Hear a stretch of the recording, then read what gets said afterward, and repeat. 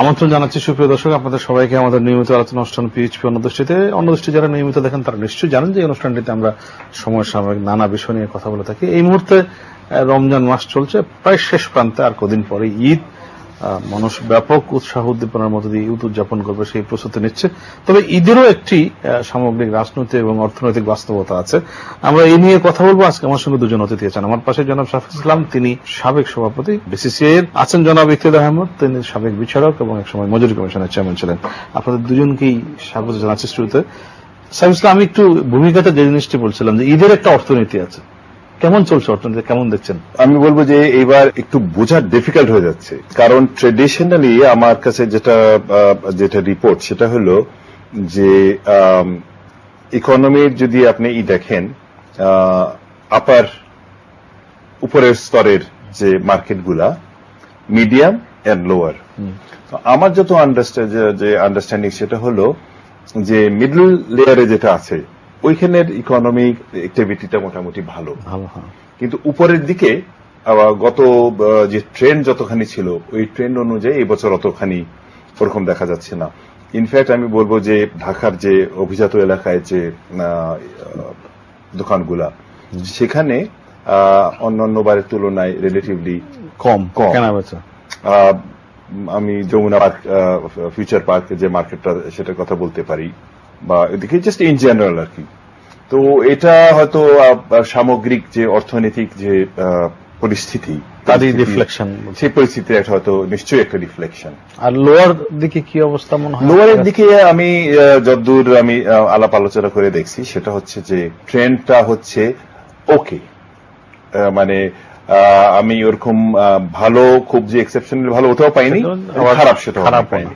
ঈদের বাজারের যে বিক্রি সেটার কথা বলছি, সেটা হচ্ছে যে নর্মালি আমাদের বাংলাদেশে ঈদের বাজারের একটা কাপড়, সবাই একটা নতুন কাপড় যেটা কিনে, অ্যাকচুয়ালি ওই কাপড়ের বেচা কেনাটাই অ্যাকচুয়ালি বেশি হয় আর কি। আপনি তো একজন কলামনিস্ট বটে, ফলে গণমাধ্যমে আপনার নিয়মিত উপস্থিতি দেখি আমরা। আপনি খেয়ালও করছেন বাজার কেমন চলছে, সব মিলিয়ে ওভারঅল সামগ্রিক পরিস্থিতিটা আপনার দৃষ্টিতে কেমন দেখছেন আপনি? এটা এখন বাজার ভালো চলবে হচ্ছে হলো সেটা নির্ভর করে মানুষের ক্রয় ক্ষমতার উপর।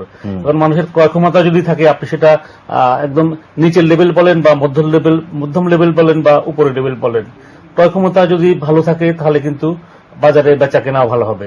তো এখন আমাদের বিভিন্ন কারণেই হোক, আমরা এই যে গত 2-3 বছরে আমাদের যে অর্থনীতি যে সকল ধকল সহ্য করতে হয়েছে, এর কারণে অনেকের ক্রয় ক্ষমতা বিনষ্ট হয়ে গেছে। তো ওটার একটা প্রভাব বাজারের উপরে পড়েছে, এবং এই নেতিবাচক প্রভাবের কারণেই হয়তো বাজার যতটুকু চাঙ্গা হওয়ার কথা ছিল ততটুকু চাঙ্গা হতে পারে নাই।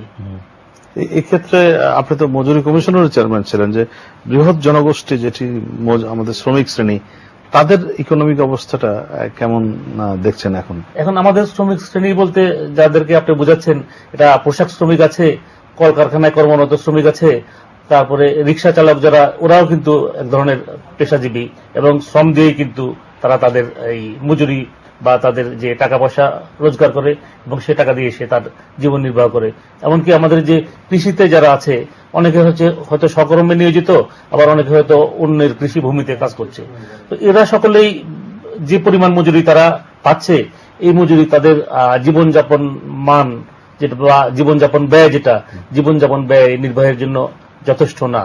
যদিও আমাদের যে এই পোশাক শিল্পের মজুরি 2009 সাল পরবর্তী দুবার বৃদ্ধি করা হয়েছে। একবার তো আমি নিজেই চেয়ারম্যান ছিলাম, যে 1662 থেকে 3000 টাকা করা হলো, পরবর্তীতে 3000 থেকে 5300 টাকা করা হলো। এটা নিয়ম হচ্ছে যে একবার মজুরি নির্ধারণ হলে এটার কার্যকারিতা থাকে 5 বছর, এবং ইতিপূর্বে আমরা দেখেছি যে 5 বছরের আগে করা হয়েছে। আমরা ইতিপূর্বে দেখেছি যে 5 বছর অতিক্রান্ত হওয়ার পরেও মজুরি পুনর্নির্ধারিত হয় নাই। তো সেক্ষেত্রে হয়তো সরকার চেষ্টা করেছে। তারপরে তো দেখতে হবে যে আমাদের পোশাক মালিকদের, তাদের সবাই তো পেইং ক্যাপাসিটি সমান না। কিছু কিছু পোশাক কারখানা আছে যে বেশ হয়তো যে কমপ্লায়েন্ট ফ্যাক্টরি, এবং তারা হয়তো নিয়মিত তাদের পোশাক রপ্তানি করছে, এবং রপ্তানির পরিবর্তে তারা যে এই রপ্তানি বিলও পেয়ে যাচ্ছে।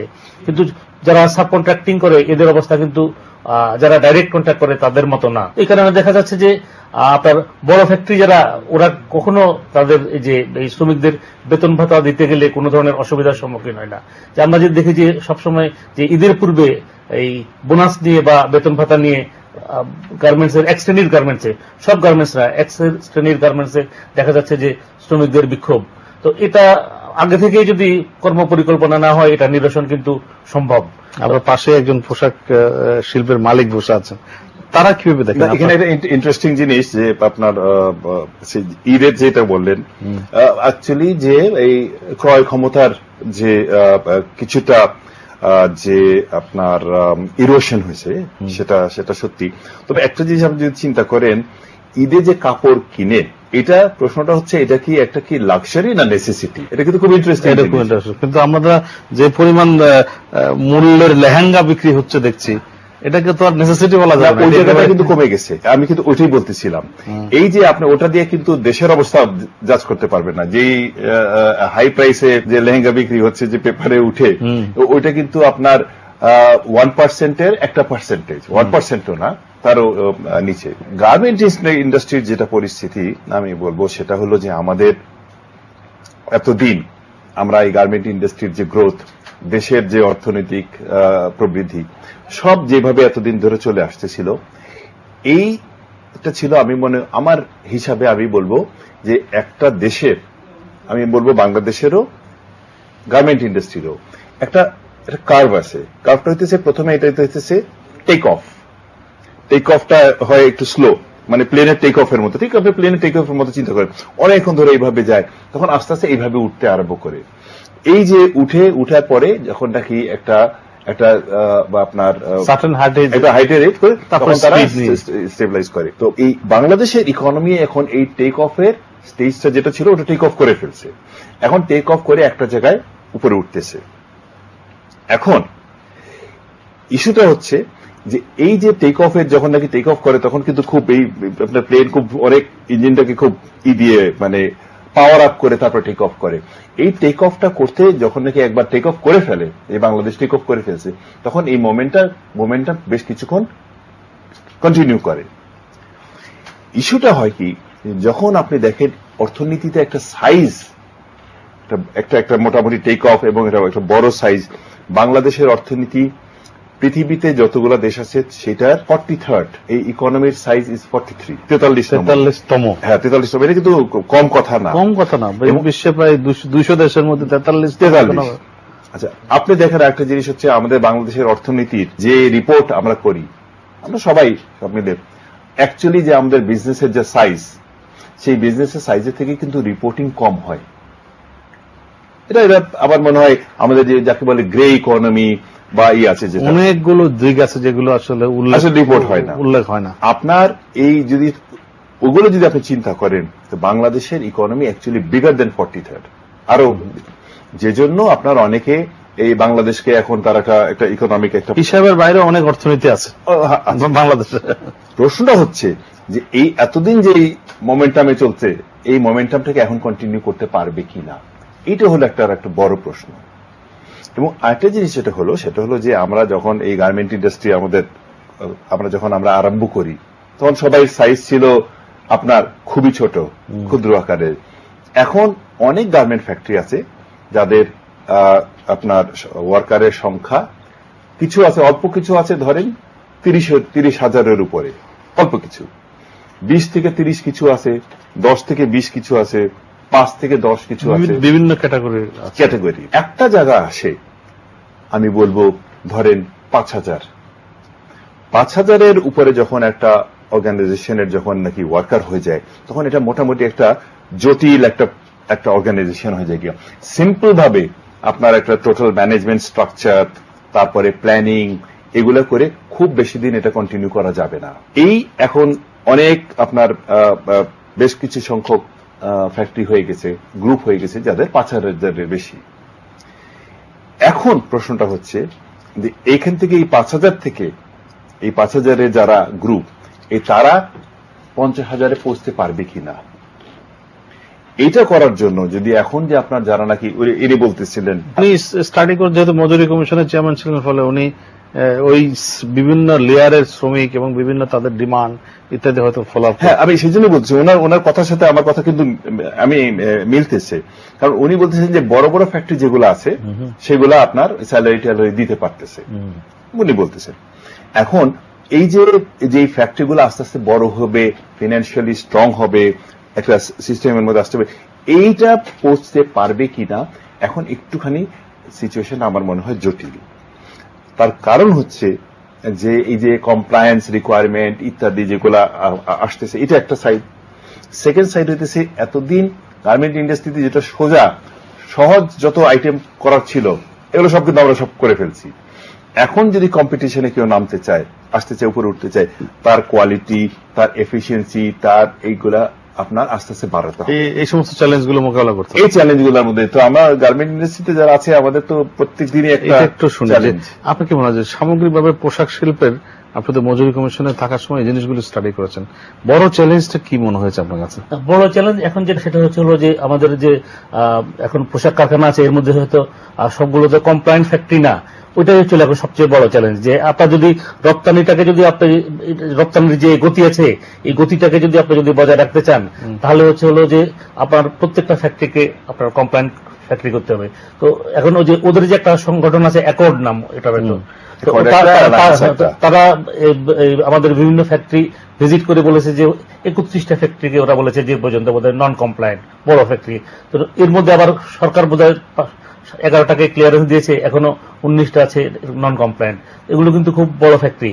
এগুলোকে যদি কমপ্লায়েন্ট যদি না করা যায় তাহলে আপনার ধরেন এই সকল ফ্যাক্টরিতে উনি যেটা বললেন 20 থেকে 25,000 বা 30,000 পর্যন্ত শ্রমিক কর্মরত আছে, তাহলে একটা বিপুল সংখ্যক শ্রমিক কিন্তু এরা এই যে তাদের যে এই যে মজুরি থেকে বঞ্চিত হবে বা তাদের যে থাকবে না, যে কর্মে নিয়োজিত ছিল কর্মে নিয়োগ থেকে বঞ্চিত হবে। তো এটা আমার মনে হয় আর কি যে তারা যে এখন যে দৃষ্টিতে দেখছে তাদেরও একটু সহানুভূতির দৃষ্টিতে দেখা উচিত। এবং এখানে মানে এই জায়গাটি সরকারের কি করার আছে আসলে? এই যে পোশাক শিল্পে যদি বেতন না পায় শ্রমিকরা বা অন্যান্য অনেক শিল্প, আজকে দেখলাম বিভিন্ন শ্রমিক রেস্টুরেন্ট শ্রমিকরা মিছিল করছে, তারাও এই বেতন বোনাস ইত্যাদি চাই। এই ক্ষেত্রে সরকারের কি কোনো কিছু বাইন্ডিং করে দেওয়ার আছে? আপনি যখন সরকার ছিলেন সরকার তো ওয়েজেস কমিশন করে দিলে হলো নাকি বিষয়টা ইমপ্লিমেন্ট হচ্ছে কি হচ্ছে না? সরকার তো হচ্ছে হয়তো মনিটর করে বা সরকার হচ্ছে হলো রেগুলেটরি বডি। সরকার তো আর নিজের পকেট থেকে বেতন ভাতা দিবে না।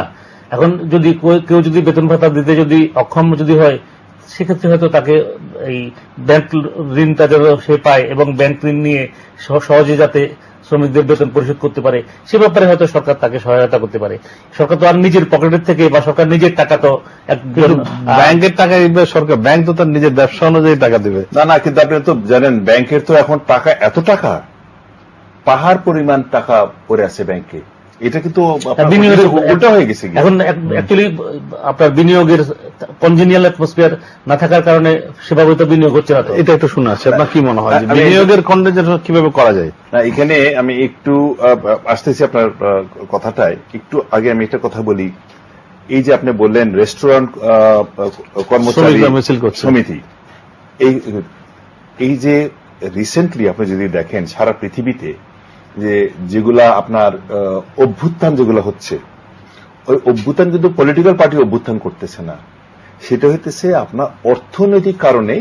এই ইয়াং জেনারেশন এই তাহরির স্কোয়ার বলেন হ্যান ত্যান, কিন্তু আসলে কিন্তু তলায় কিন্তু হচ্ছে অর্থনীতি, আসলে ফান্ডামেন্টালি অর্থনীতি। সো সরকার কি করবে না করবে সেটা আমি জানি না, কিন্তু সামাজিক অস্থিরতা, বিনিয়োগ যদি না আসে এবং আনএমপ্লয়মেন্ট যদি বাড়ে তাহলে এটা একটা যাকে বলে আপনার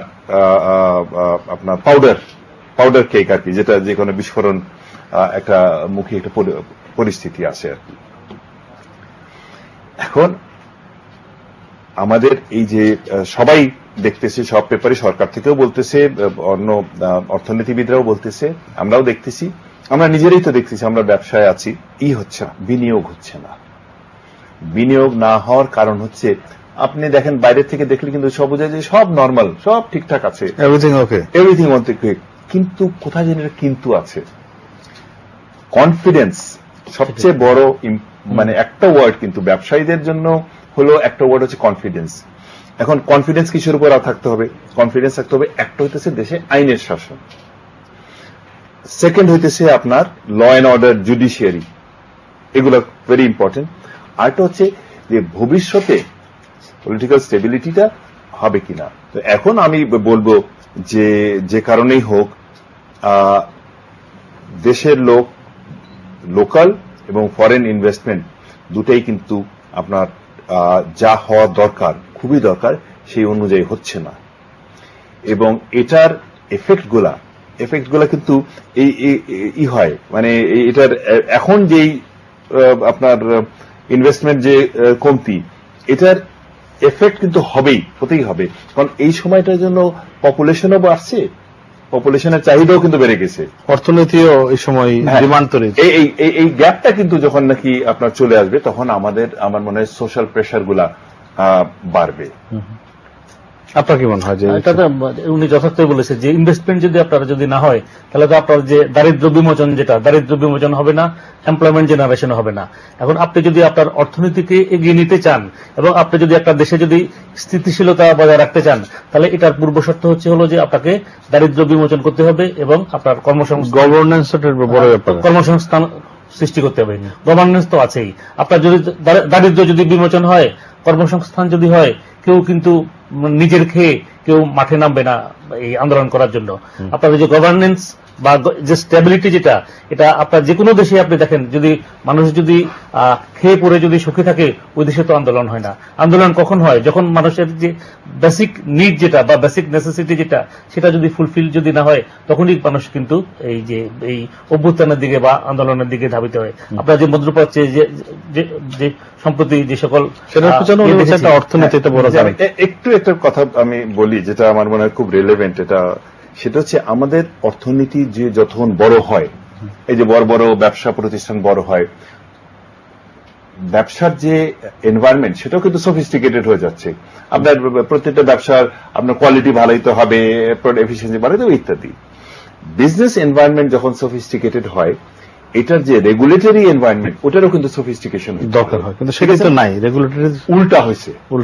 কেন আমি উল্টা হয়েছে আপনি বলেন? আপনি চিন্তা করতে পারেন 10 বছর আগে কি 15 বছর আগে আপনি চিন্তা করতে পারেন যে একটা লোক 200 কোটি টাকা ব্যাংকে থেকে নিয়ে যাবে? আপনি চিন্তা করতে পারছেন? মানে এটা তো একটা বিরাট নিউজ হয়ে যেতে হবে, ফ্রন্ট পেজে লিড স্টোরি। এটা এখন কিছু বিষয় না এখন বাংলাদেশে। এখন 200 না, 2000 না, 4000, 5000, আমরা প্রত্যেকদিন পেপার খুলে দেখি এটা কি হইতেছে, এটা কি। এই যে ব্যাংক থেকে তারপর পুঁজিবাজার থেকে যে টাকাটা নিয়ে গেল, সেটা তো ধরুন 60 থেকে 70 হাজার কোটি টাকা হবে। এই টাকাটা কারা এবং পুঁজিবাজারে কারা বিনিয়োগ করেছিল? সাধারণ মানুষের। যেমন সাধারণ মানুষ পুঁজিবাজারে বিনিয়োগের অর্থ হচ্ছিল যে আপনি দেখবেন যে আমাদের সচিবালয়ে যত এই নিম্ন বেতনভোগ এই কর্মচারী আছে, এদের সবাই কিন্তু পুঁজিবাজারে হয়তো 10,000, 5,000, 20,000 বা 50,000 টাকা বিনিয়োগ ছিল।